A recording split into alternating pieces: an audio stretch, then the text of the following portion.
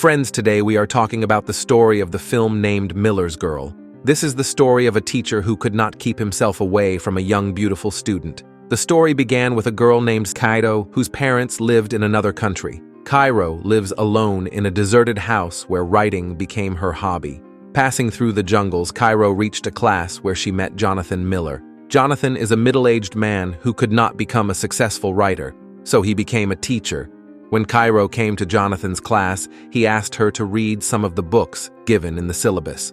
But Cairo had already read all those books. Then another girl named Winnie came there, who is not only a student of this class, but also a good friend of Cairo. They both went out to eat. Then Jonathan's friend Boris also comes here to bring his coffee. Jonathan's wife Beatrix is busy at night. To get her attention, Jonathan tells her that a student was reading my book in the class today. Then Beatrix got a call from friend Amy, but after the call, Beatrix and Jonathan drink together as they got closer. Beatrix got a call again, and Jonathan gets frustrated. The next day, he tells all this to Boris, and Boris started making fun of him. Then they both see Cairo, who is coming from the jungle. Unsatisfied with the last night, Jonathan was looking at her very carefully. He asked Cairo, "Don't you feel scared to come from the jungle?" Cairo's answer was that I am the scariest thing in those jungles. Jonathan started laughing when he heard this. In the school, Winnie drops her books. Boris knew that she did this on purpose, so he asks Winnie, "Tell me, what do you want?" Winnie was deliberately teasing Boris. Cairo also saw this. She tells her that you are totally crazy. Then they both went to Cairo's house. Cairo was upset with a question of her college admission, in which she has to tell them about the biggest achievement of her life. They both discussed a lot of things, but none of them were unique. Then Winnie said that you have an affair with your teacher, and then write something about it. Cairo says that Jonathan is 20 years older than me, but Winnie kept convincing her, saying that all this is normal. Now, and Jonathan was also a good gentleman, perfect for Cairo's first-time physical. Winnie started talking about Jonathan in front of Cairo, how he sees Cairo in the class. Cairo felt shy to hear all this.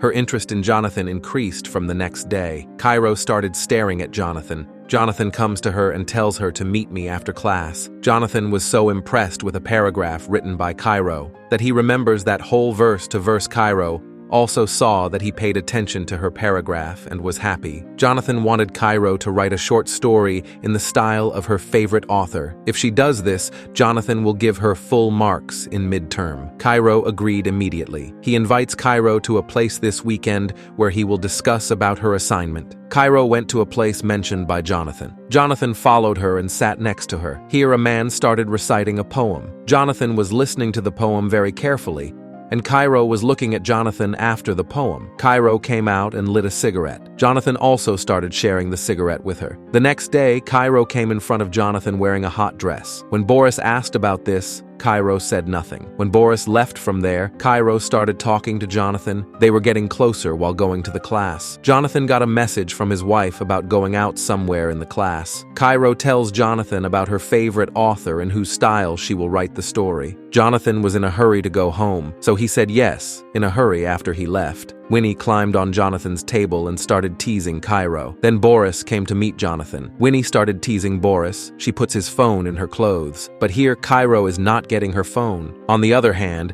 Jonathan's plan to go with his wife got canceled because she was busy with her work. Then Jonathan got a call from Cairo. Actually, Jonathan brought Cairo's phone in his bag by mistake. Jonathan and his wife's plan was already canceled, so Jonathan left to give phone to Cairo. When he reached outside Cairo's house, it started raining there, and Cairo came to Jonathan in a thin dress. Both of them started looking at each other, and then both of them kissed each other. After this, Jonathan came back to his house. Here, Cairo sent him a mail. Jonathan's wife tells him that I am not able to do my work while you are here. So Jonathan went to a small cabin from there. Here, Jonathan printed the story sent by Cairo. He started reading it. The next day, Jonathan doesn't call Cairo as he used to before. Cairo asked him what happened. Jonathan said that he didn't like her story. When Cairo said that it's all about us, Jonathan clearly said that there is nothing between us. We are just a teacher and a student and nothing else." Hearing this, Cairo's heart broke. Jonathan told her to either write it again or I will fail you in midterm. Cairo got even more angry. She said that my story is perfect. You are just afraid that I wrote what you couldn't write to humiliate. Cairo called him a common writer. She said that if you have the guts, fail me now. Cairo went home crying. She started drinking with Winnie. On the other hand, Jonathan's face was clearly tensed. Jonathan's wife asked him what happened. Jonathan told her about Cairo's written story. Hearing the story, she got excited too. But as soon as they could do something, Boris came there. Jonathan was left frustrated again. On the other hand,